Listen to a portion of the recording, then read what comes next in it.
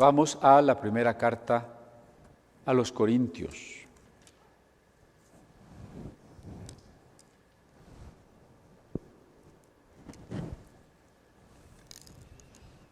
Capítulo 12.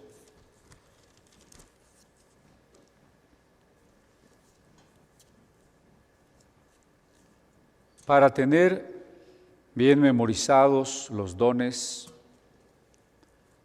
leamos una vez más del capítulo 12, los versos 8 al 10.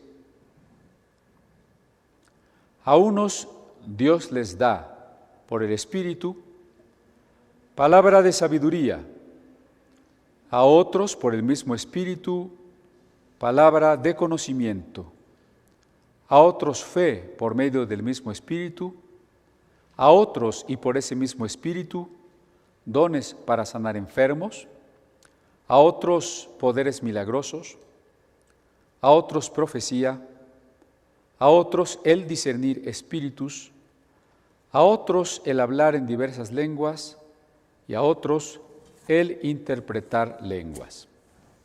Aquí hay una lista de 9 dones que no pretende ser exhaustiva porque al final del capítulo se mencionan otros, al igual que en Romanos 12 se mencionan también otros dones y en Efesios. Entonces, bástenos estos para comprender la diversidad de capacidades y de tareas que el Espíritu Santo nos va a dar a cada uno, diferentes a cada uno, para poder cooperar todos en el crecimiento del cuerpo de Cristo. Y ese es el tema central de la carta a los Corintios, el cuerpo.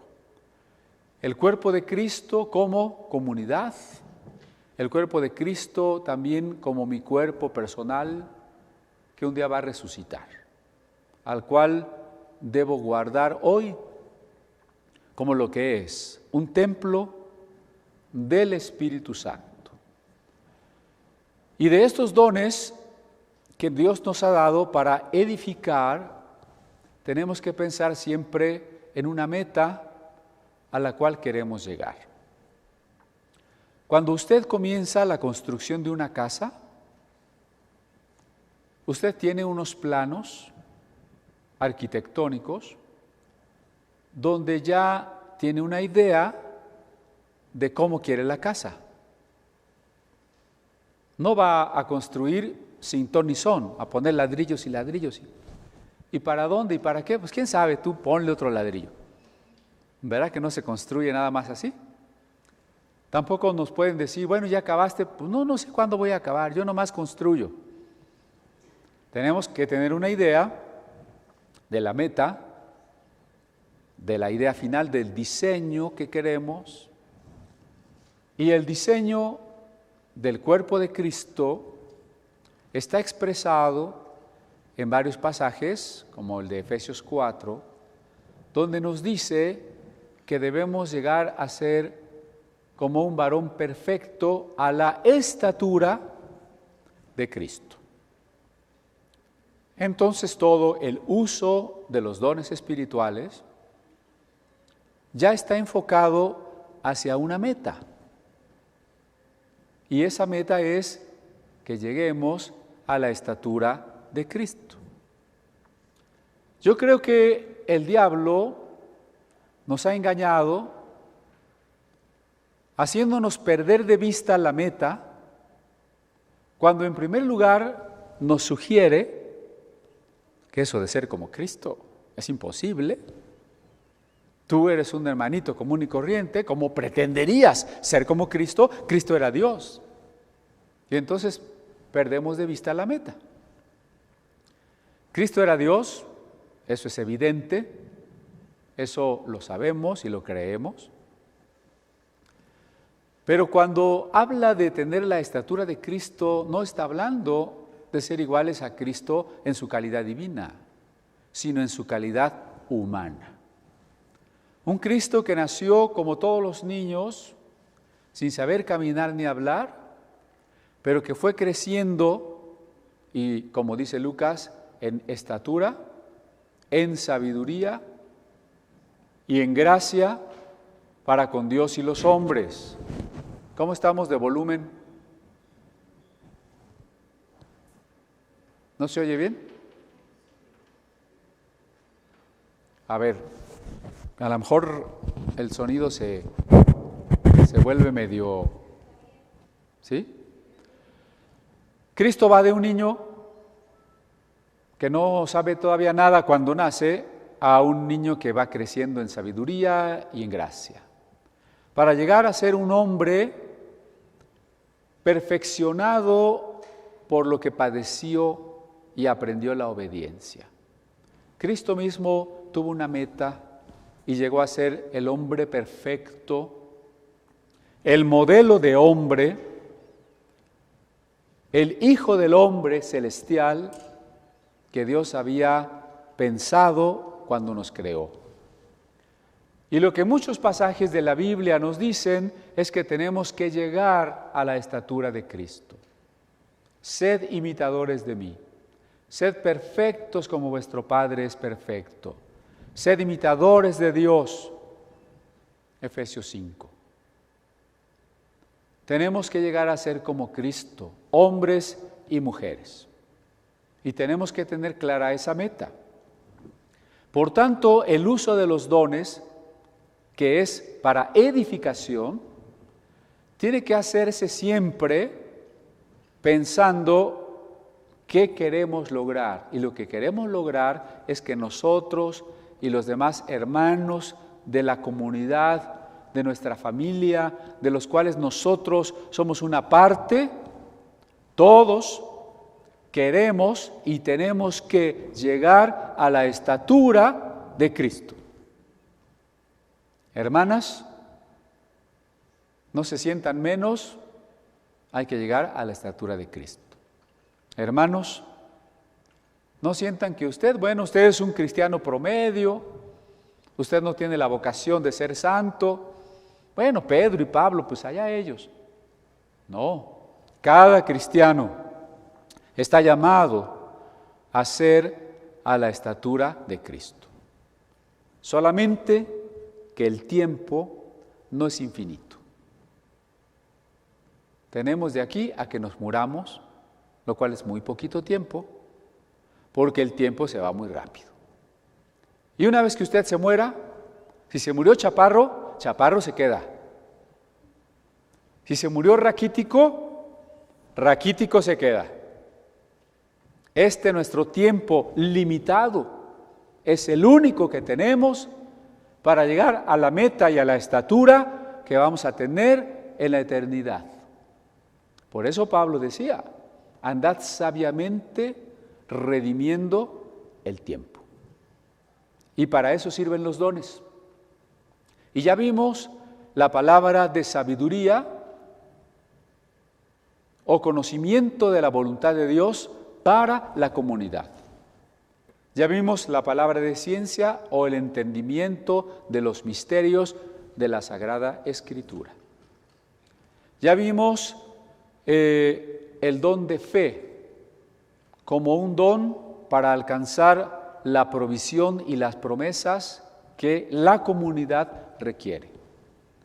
Ya vimos los dones de sanidades para que oremos por los enfermos cuando el Señor así nos dirija y haya sanidades sobrenaturales, pero también para que haya la disposición necesaria de saberlos cuidar a los enfermos, acompañarlos, curarlos, ser pacientes y constantes. Qué bueno que en el grupo de las hermanas se ha elegido una área de visitación. Entre ellas consideramos a los enfermos. Como diría Jesús, vengan benditos de mi Padre porque estuve enfermo y me visitaron. ¿Verdad?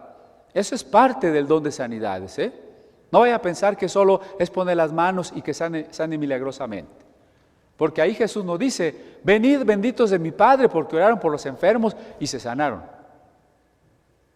Porque estuve enfermo y me visitaron. Y eso es a veces más difícil. Vimos los dones de milagros, también como la capacidad de que Dios nos use y nos dirija cuando la iglesia necesita una manifestación especial de Dios, que Dios se haga evidente, que su liberación y su salvación se hagan manifiestos. Y ahora nos falta el don de profecía. Es el que sigue, ¿no? Sigue el don de profecía. Pero aquí quiero mover un poquito el orden, porque hay una pregunta que ha estado pendiente y que quiero que empecemos a abordar. ¿Todavía existe el don de profecía? Digo, es una pregunta que ha estado pendiente porque lo mismo podríamos preguntarnos del don de sanidad o de los dones de sanidades y de los milagros. Hay por ahí un grupo, de cuyo nombre no quiero acordarme, o varios, que dicen, los milagros y las sanidades ya pasaron. Hoy no existen.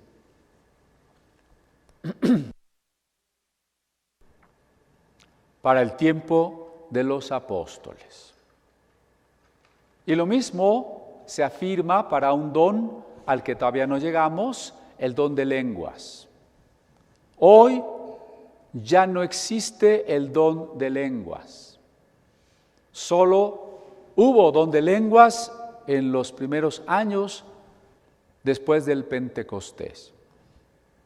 En esa postura se duda, o de plano se niega, que estén vigentes hoy los dones de sanidades, los dones de milagros, la profecía, las lenguas y posteriormente también los ministerios de apóstoles y profetas. Así como hay un extremo en el que se abusa de la apostolitis y de los profetitis, ¿verdad? También hay el otro extremo es, no existen hoy apóstoles, no existen hoy profetas. Ninguna de las dos cosas es bíblica. Ni esos que se dicen apóstoles que no cumplen las normas de la Biblia son apóstoles, ni tampoco podemos negar que hoy sea imposible que haya apóstoles o profetas. Ya llegará el momento en que estudiemos qué son, porque el capítulo 12 de Corintios terminará diciendo, a unos constituyó Dios apóstoles, a otros profetas, a otros maestros, etc. Pero la pregunta, ¿existen hoy los milagros? Entre el pueblo, déjenme decirlo así, común y corriente, porque hay mucha gente que cree en los milagros, pero los milagros los hacen los santitos que están en el cielo. Pero esa no es la pregunta. La pregunta es si hoy en la iglesia, en los hermanos que están aquí vivos, con todos los defectos y virtudes, hay milagros, hay sanidades, hay profecía, hay lenguas. Alguien dirá, bueno, profecía ya no hay, porque todo lo que Dios nos quiso decir ya está en la Biblia, ¿no? ¿Para qué queremos la profecía? Si todo lo que Dios nos ha dicho ya está en este santo libro. Muy bien, pues eso significa que tenemos un concepto equivocado de lo que es profecía. La profecía no es una especie de trance en el que Dios nos toma y nos va a hacer hablar nuevas revelaciones y nuevas doctrinas que tendríamos que escribir y añadirle como capítulos a nuestras Biblias. No, eso no es profecía. Jamás. Dios nos libre. La profecía es un mensaje de exhortación, consolación, edificación. Ya que estamos en Corintios, solo a la siguiente página, en el capítulo 14 de Primera a los Corintios, encontramos en el versículo 3, en cambio, el que profetiza inventa doctrinas nuevas. ¿Así dice su Biblia? El que profetiza trae revelaciones nuevas. ¿Así dice? Dígame. No. El que profetiza edifica, consuela, anima o exhorta, es lo mismo. ¿Sí? Edifica, construye, consuela y anima. Vaya un momento conmigo al Evangelio de Lucas.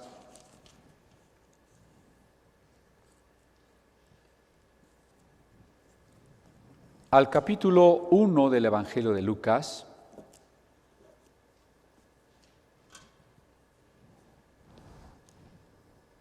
Donde María profetiza. Y en el mismo capítulo después Zacarías, el padre de Juan el Bautista, también profetiza. Y leamos algunos versos como a partir del 50. De generación en generación se extiende su misericordia a los que le temen. Hizo proezas con su brazo, desbarató las intrigas de los soberbios, de sus tronos derrocó a los poderosos, mientras que ha exaltado a los humildes, a los hambrientos los colmó de bienes, etcétera, etcétera. Todo lo que María profetiza en este cántico y todo lo que Zacarías, como dice el verso 67, lleno del Espíritu Santo, profetizó. Si analizamos pues esas dos profecías, de Zacarías y de María, vamos a ver que en realidad están haciendo una especie de hilación de distintos pasajes de los salmos, de los profetas y del Pentateuco. Quiere decir que profetizar es traer a la oportunidad viva la palabra que está en la Biblia. No es inventar otras doctrinas, sino predicar lo que está en la Biblia. Y alguien va a decir, pues si está en la Biblia, ¿para qué lo predicamos? Si no hay necesidad de predicarlo, pues ni siquiera vendríamos aquí. Lo que llamamos el sermón, podemos clasificarlo de dos maneras. Si el sermón está más inclinado a la enseñanza, le podemos llamar doctrina. Si el sermón está más inclinado a consolar o animar, bíblicamente su nombre correcto es profecía. ¿Sí queda más claro? La profecía es entonces todo mensaje, toda predicación que consuela y exhorta a los hermanos a partir de la Sagrada Escritura. No en lugar de la Sagrada Escritura, ni en contra de la Sagrada Escritura, ni aparte de la Sagrada Escritura, sino con base en la Biblia damos el mensaje. Veamos Hechos, capítulo 15.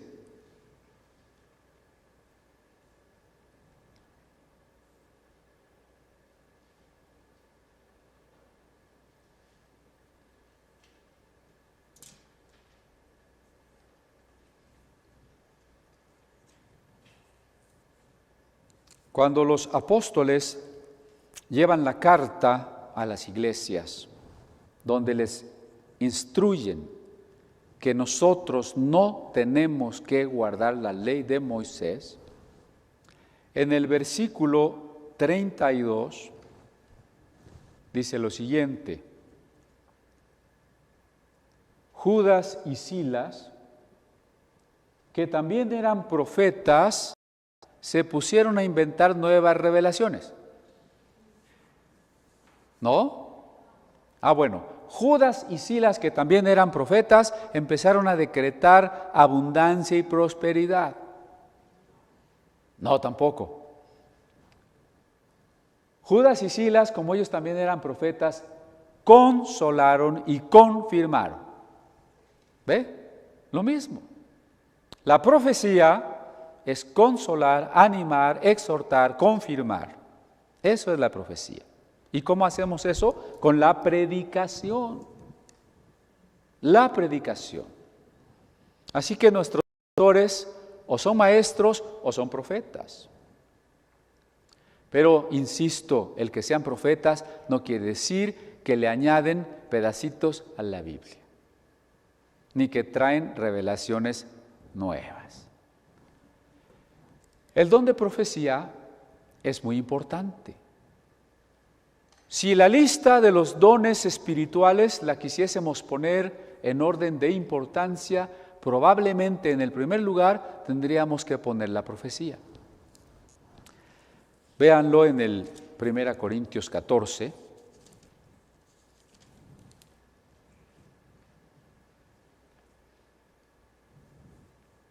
En el verso 5.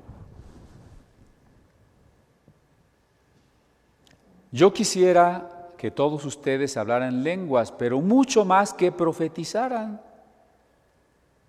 El que profetiza aventaja al que habla en lenguas, a menos que éste reciba interpretación. Pablo quisiera que tengamos los dones, pero sobre todo que profeticemos. ¿Por qué? Porque profetizar es predicar la palabra de Dios. Oiga, hermano, pero pues si ya está en la Biblia, ¿qué es lo que hace que eso sea profecía?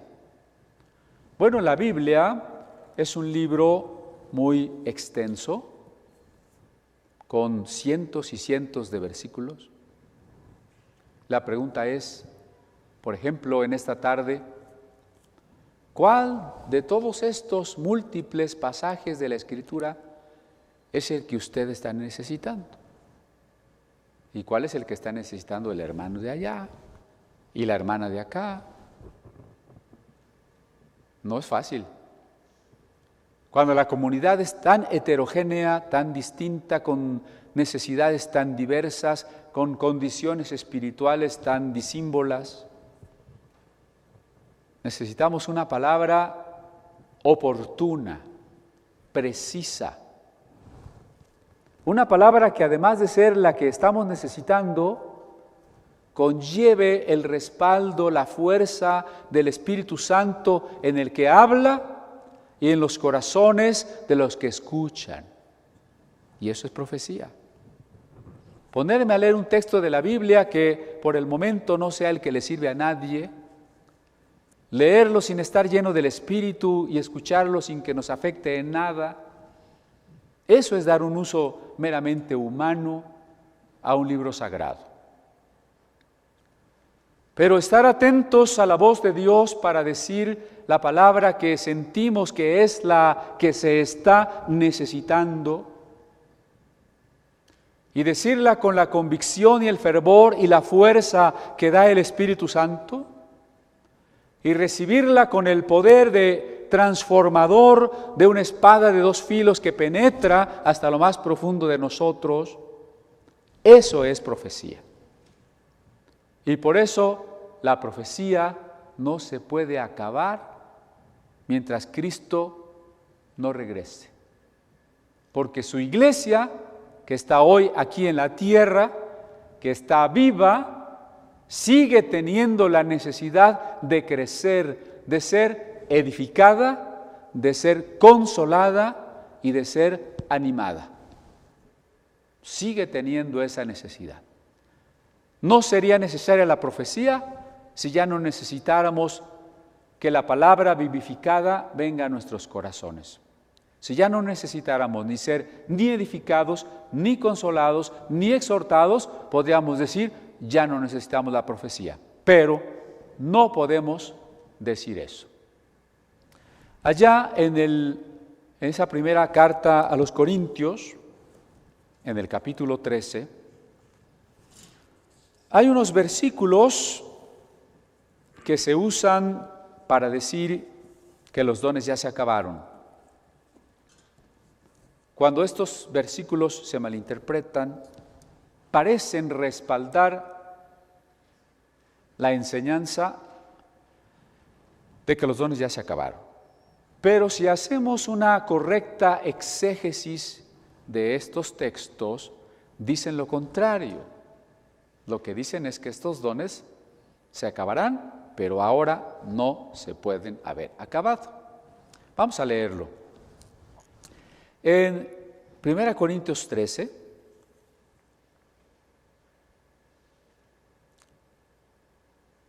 dice en el verso 8, el amor jamás se extingue, mientras que el don de profecía cesará, el de lenguas será silenciado y el de conocimiento desaparecerá. Porque conocemos y profetizamos de manera imperfecta, pero cuando llegue lo perfecto, lo imperfecto desaparecerá. Ahí es claro, los dones se van a terminar. Y entonces digo, algunos, basándose en estos versos, dicen, ya ves, los dones se tenían que terminar. La profecía, las lenguas cesaron en el primer siglo de la era cristiana. Porque dice que cuando venga lo perfecto, y lo perfecto es la Biblia, y ya tenemos la Biblia completa, y usted no me va a decir que la Biblia no es perfecta, entonces ya tenemos lo perfecto. Como ya tenemos lo perfecto, ya no necesitamos profecías ni lenguas para saber lo que Dios quiere, ya todo lo que Dios quiere está aquí. ¿Suena bien eso, no? Y muchos dicen, pues sí, ya no hay dones. A ver, pero no corra tan deprisa. Primero, las lenguas cesarán y la profecía se acabará. Yo no veo en ninguna parte del versículo que diga que en el siglo I de la era cristiana, ¿o sí? Allí dice, las profecías se acabarán en el año 80 y las lenguas cesarán en el año 50. ¿Así dice eso? No. ¿Cuándo van a cesar? Dicen, cuando venga lo perfecto. ¿Qué es lo perfecto? En el mismo texto se contrasta lo que nos lleva a la perfección o madurez. ¿Cómo empieza el verso 8? El amor nunca deja, y podríamos usarlo también en futuro, el amor nunca dejará de ser. El amor nunca dejará de ser. Porque hoy necesitamos amarnos. Y cuando resucitemos, no vamos a dejar de amarnos. Al contrario, vamos a percibir todavía en mucha mayor medida el amor de Dios por nosotros. Y nosotros le vamos a seguir amando y durante la eternidad, entre más le vayamos conociendo, más le vamos a ir amando. Y cuando nos volvamos a encontrar, esta semana fuimos al velorio del hermano Vicente Díaz, un hermano que en una época del museo nos acompañó a montar muchas exposiciones y muy trabajador. Y yo les decía a sus hijos, ¿no? Cuando en la resurrección nos volvamos a encontrar, nos abracemos. ¿Cuánto nos vamos a amar? Mucho, ¿verdad? A mí me han llegado a preguntar, oigan hermano, pero en el cielo nos vamos a conocer. Si lo más importante del cielo es el amor y usted no va a conocer a los que tenía que conocer, ¿cómo los va a amar? ¿O qué todos vamos a tener cara de huevo, que no voy a saber quién es quién? Pues no, nos vamos a conocer y nos vamos a amar. Si algo va a caracterizar, a ser el signo de la vida de resurrección, es el amor. El amor nunca deja de ser, el amor nunca dejará de ser. Y en contraste con el amor, los dones iban a dejar de ser, porque los dones solo están para que crezcamos y lleguemos a la perfección. ¿Y cuál es la perfección? El amor. Cuando el cristiano es una persona amorosa, cuando ha madurado el fruto del Espíritu, cuando el cristiano ha crecido en el amor, estamos hablando de que ha llegado a la madurez. La palabra griega y latina para madurez es perfección. Perfección no quiere decir que usted no tiene errores, que ya nunca se tropieza, que ya nunca se le cae la cuchara. No quiere decir eso. Quiere decir que usted es maduro. ¿Y maduro en qué? Maduro en un carácter amoroso. Eso. Los dones están para llevarnos a la perfección del amor. Así que los dones tienen que seguir funcionando mientras cada generación nueva de cristianos vive el reto de crecer para el amor. En el tiempo, como decía uno de los himnos, en el tiempo que estemos pisando esta tierra. ¿Se acuerda de ese himno que acabamos de cantar? Pero luego dicen, bueno, pero es que dice que cuando venga lo perfecto, y lo perfecto es la Biblia. A ver, cuando dice aquí lo perfecto no se refiere a la Biblia. Oiga, entonces la Biblia no es perfecta. Sí es perfecta, pero no está diciendo cuando venga la perfecta, sino lo perfecto. ¿Y qué es lo perfecto? Pues aquí el texto nos va a ayudar. Miren, lo perfecto se caracteriza porque lo que es en parte se acabará. Dice el 13:10, ¿no? Cuando venga lo perfecto, lo que es en parte se acabará. ¿Y qué tenemos hoy? Solamente en parte. Bueno, en parte conocemos. Yo pregunto, ¿quién ya conoce? No en parte, sino completamente. Alce la mano el que ya lo conoce todo. Bueno, ¿conocemos en parte? En parte conocemos. Profetizamos en parte, o sea, edificamos y consolamos en parte. No hemos llegado a la plenitud del tiempo en que no haya lágrima ni dolor. Hoy es necesario seguir consolando y animando. Cuando ya no necesitemos lo que es en parte, porque va a venir la plenitud del conocimiento, pues eso no ha llegado. Y eso lo tenemos más abajito, en el 13:12. Ahora vemos por espejo oscuramente. Miren, en la antigüedad los espejos no eran de la calidad de los que hoy tenemos. El espejo era un pedazo de bronce que se pulía lo más posible para que usted se pudiera ver, y entonces pues se veía así como distorsionado, ¿no? Oscuramente. Además no había luz eléctrica, y si era de noche, imagínense, a la luz de una vela. Quizá esta charola nos ayude un poquito, ¿no? Ay. Poco más defectuoso que esto era el espejo en la antigüedad, y a la luz de la vela, pues peor, ¿no? Hoy vemos por espejo, oscuramente. Pero entonces no vamos a ver el reflejo, sino cara a cara. No es lo mismo ver a través de un espejo, ni siquiera cuando va uno manejando y en el retrovisor. No es mejor a veces no ver el reflejo, sino directamente.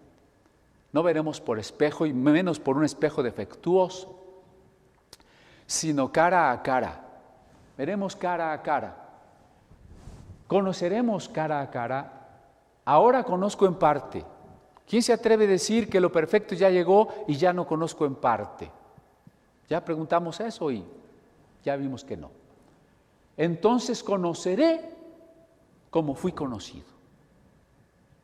¿Quién conoce a Cristo como Cristo nos conoce a nosotros?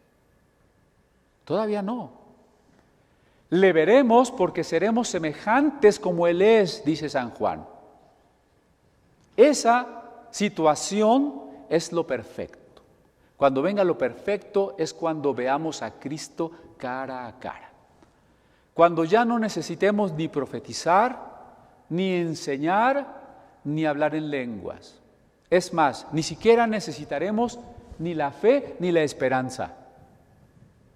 Permanecen la fe, la esperanza y el amor. El único de esos tres que no se va a acabar es el amor.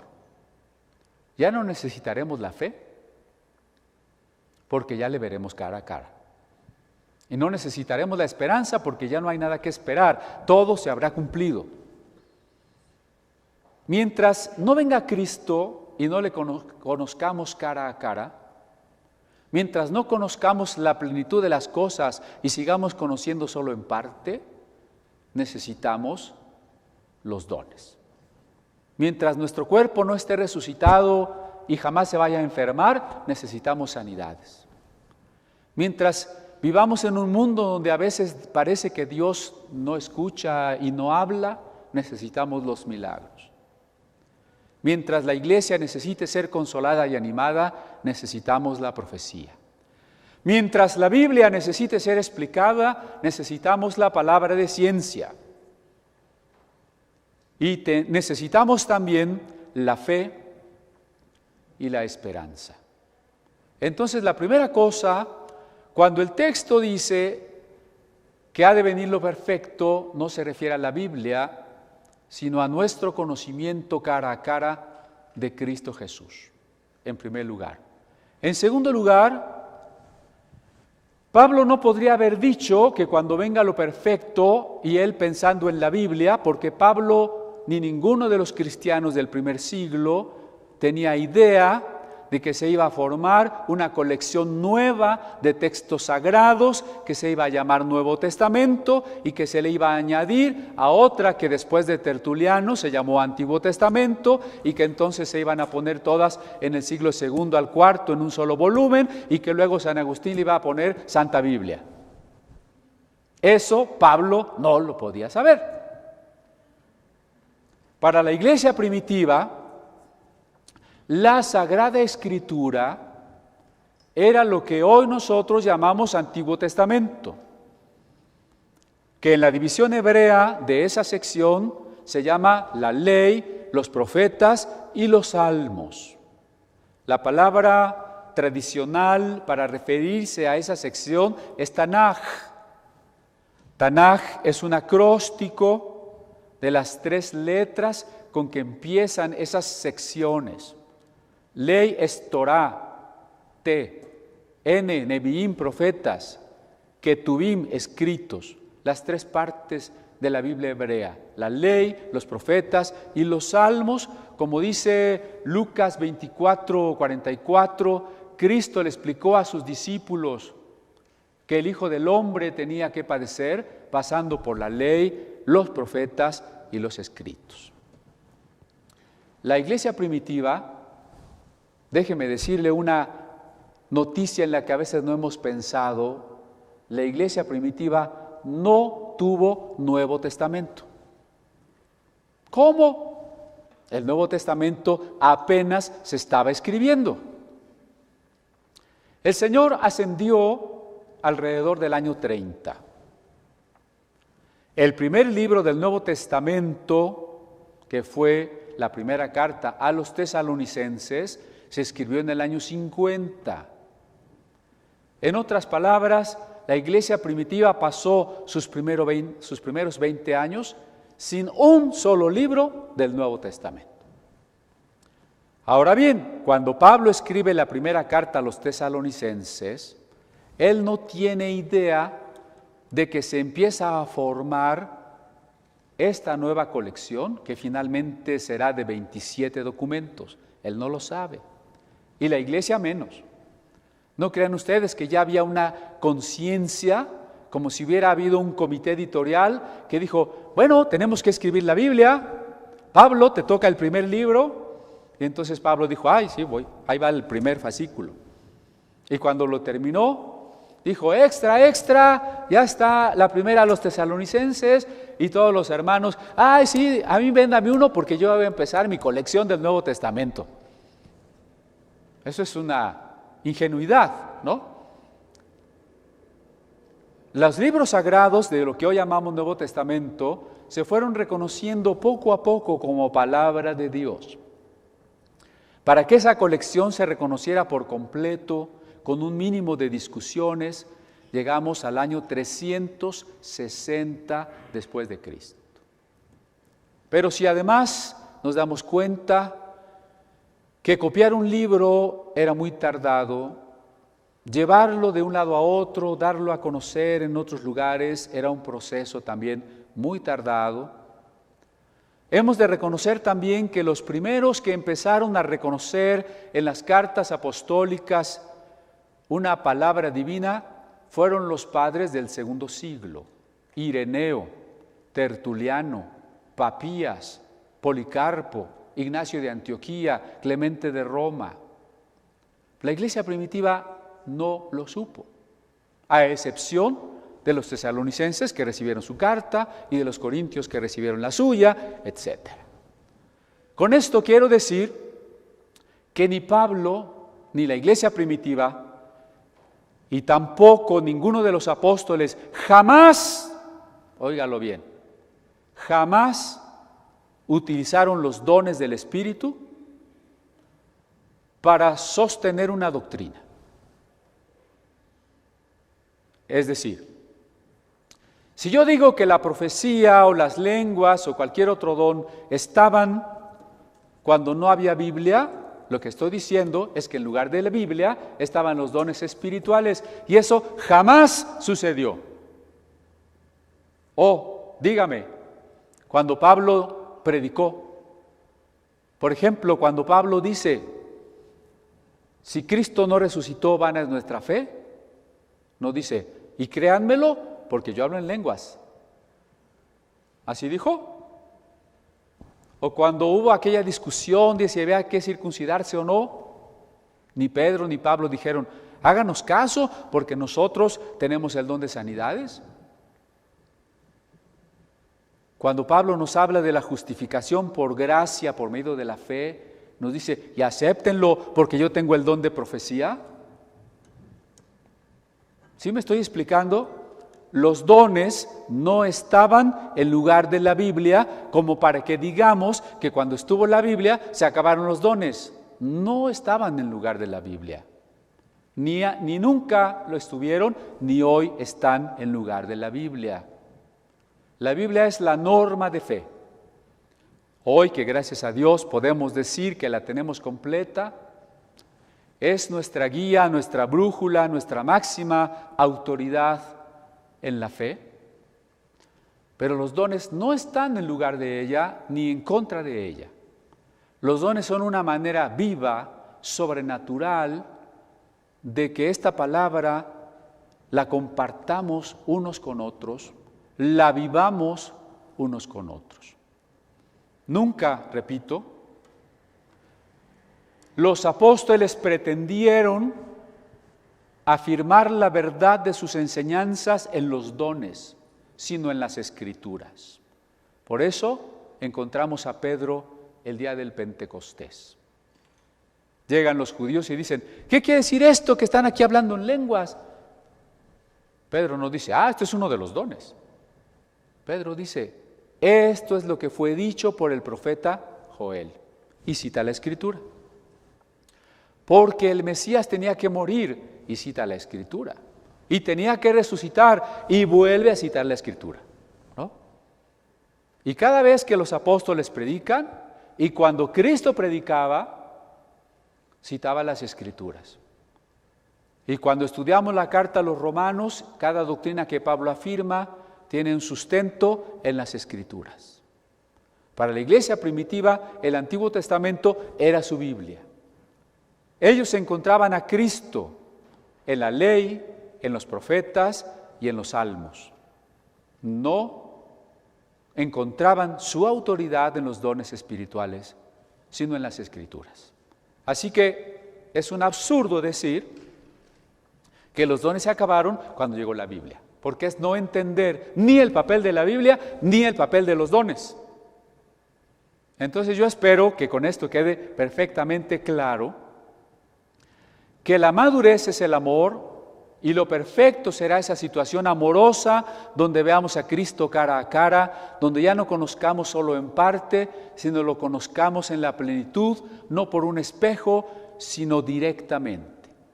Pero mientras ese día de la resurrección y del retorno de Cristo no llegue, la iglesia seguirá teniendo necesidad de que siendo un solo cuerpo, constituido de muchos miembros, cada uno de los miembros tenga diferentes dones para edificar a los demás a través de esos diferentes dones. Y uno de esos dones, e insisto, quizá el más importante de ellos, es el don de la predicación. Es el don de dar mensajes de parte de Dios. Quitémonos entonces un poquito de la concepción estereotipada de la profecía, que muchas iglesias o muchos de nosotros hemos tenido. No sé por qué.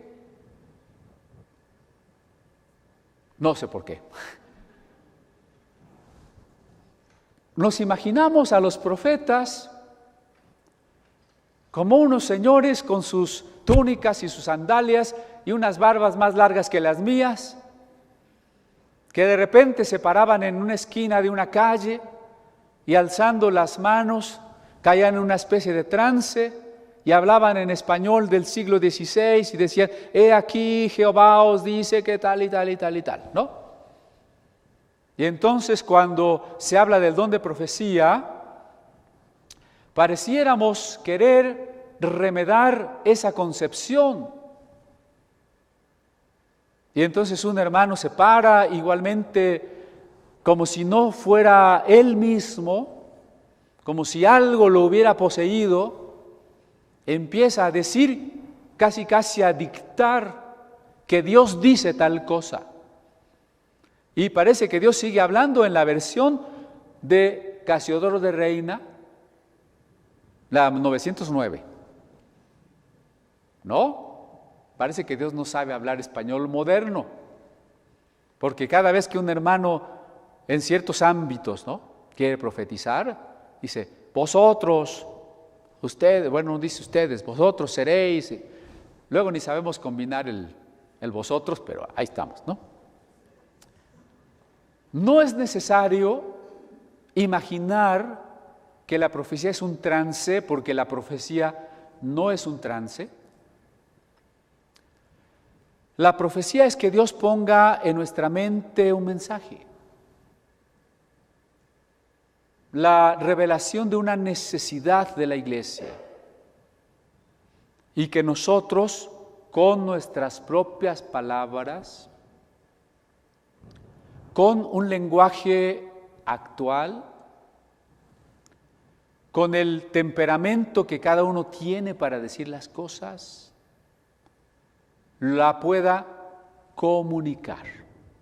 ¿Sí? La profecía no es un dictado, no es un momento de arrebato místico, tampoco es, y esto es todavía más frecuente pero importante de aclarar, la profecía no es adivinación ni vaticinio. A veces pensamos que profecía tiene que ver solamente con el futuro. No, hermano. Pues si es profecía, pues tengo que profetizar que va a haber un terremoto, que Cristo ya va a regresar o algo que tenga que ver con el futuro. Cuando estudiamos con detenimiento los profetas de Israel, los profetas del texto hebreo, vamos a ver que su tarea y su cualidad principal no fue hablar del futuro, sino invitar al pueblo a volverse a Dios. La esencia de la profecía es una invitación a regresar nosotros, que nosotros regresemos a Dios. Por tanto, la profecía abarca muchas indicaciones acerca de la injusticia, incluyendo la injusticia social y política. La profecía señala la idolatría y la infidelidad a Dios. La profecía señala el pecado. Y si muchas veces incluso señala el castigo, cuando la profecía quiere animarnos, puede recurrir a hablarnos del futuro, en el que con certeza se cumplirán las promesas de Dios. Y si no queremos arrepentirnos, la profecía también podría hablarnos del futuro para mostrarnos que las consecuencias de la desobediencia las vamos a encontrar. Pero la profecía no está preocupada por lo que va a pasar en el futuro. La profecía está preocupada porque nuestro corazón se arrepienta, porque seamos fieles a Dios, porque seamos fieles al pacto y a la elección a la que Él nos ha llamado. Por eso es que muchas profecías tienen que ver con el pasado. Cuando Oseas dice, de Egipto llamé a mi hijo, nos está recordando el Éxodo. ¿Para qué nos tiene que recordar el pasado? Porque recordar el pasado nos va a permitir saber quiénes somos, dónde estamos. Muchas profecías tienen que ver con el presente. Hoy, en el presente, estás siendo injusto, estás siendo soberbio, estás siendo idólatra. El presente. Otras tendrán que ver con el futuro, pero no con un futuro que pretendemos desvelar en sus detalles por la curiosidad nuestra, sino que en un sentido esencial y general solo pretende mostrarnos que las promesas de Dios son fieles, que el reino de Dios se establecerá, que el remanente será restaurado, que el justo será recompensado, que el malvado será castigado. Pero la profecía siempre nos va a dejar y nos va a reconocer el margen de libertad que nosotros tenemos. La profecía no es fatalista. No se trata de que lo que está profetizado tiene que pasar. Como el tiempo es breve, solo pongo el ejemplo de Jonás. Jonás no llega a Nínive diciendo, está profetizado que esta ciudad va a ser destruida y entonces eso es inevitable, la ciudad va a ser destruida. No es inevitable. Y si Jonás no quiere ir a Nínive, es precisamente porque Jonás sabe que la destrucción de Nínive no es inevitable. Jonás sabe que si los ninivitas se arrepienten, Dios los perdonará. La profecía no es fatalista, no es un destino escrito, es una invitación al arrepentimiento. Y Jonás sabe que si le habla a los ninivitas de Dios y los ninivitas deciden arrepentirse, Dios los va a perdonar y Jonás no quiere que Dios los perdone. Cuando Dios le dijo a Jonás, ve a Nínive, que está al noreste, Jonás se fue al suroeste. Y no porque a Jonás le diera pena predicar, porque a veces Dios nos dice, ve y anuncia el Evangelio, y dice, ay, a mí me da pena, ¿no? Jonás no quiso irse para otro lado porque le diera flojera. Ay, ir a predicar. Ay, Señor, mira, yo mejor me voy a la playa. Hay una razón por la que Jonás no quiso ir. Nínive es la capital del imperio enemigo de Israel. El imperio que destruirá a 10 de las tribus de Israel. Jonás no ama a Nínive. Jonás no quiere que Dios perdone a Nínive. ¿Por qué no le quiere predicar? Porque la profecía puede invitarnos a cambiar. Y si la escuchamos y cambiamos, Dios nos bendice. ¿Ve?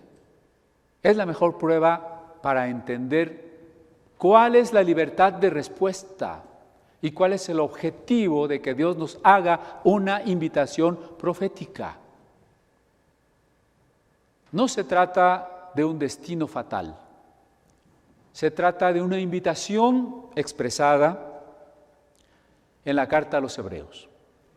Si oyereis hoy su voz, no endurezcáis vuestro corazón. La profecía entonces no es revelaciones nuevas que vienen a quitarle su lugar a la Biblia.